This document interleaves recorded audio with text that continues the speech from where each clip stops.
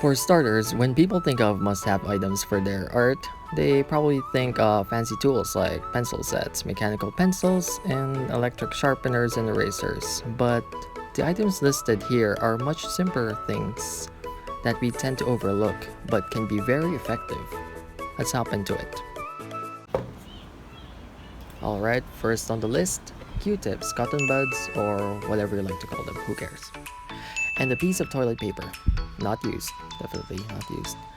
Yeah, blending stubs and fingers are great, but you know what else is great? Losing them, literally the next day you bought them. Now, I know you can probably lose a finger, not unless you're in the mafia. This tool can blend into small details in your piece where your fat fingers can't. Reason why you get so many typos in your text messages.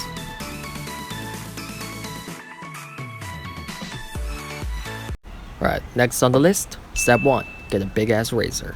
Step 2, get a razor blade and cut a piece of it. And voila! You got something to make detailed highlights and sweet, sweet details. I think detail. Detail. Number 3 on the list.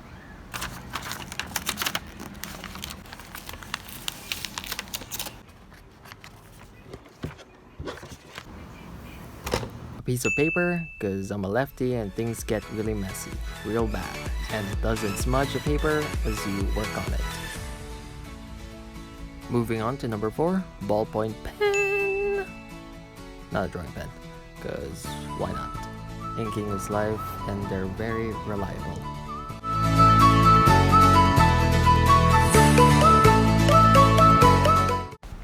And last but not least, woo, the right paper for the right job. Feel it, the texture, the sound, the crispness of the paper. You can go from bond papers, watercolor papers, brown paper bags, and even cereal boxes.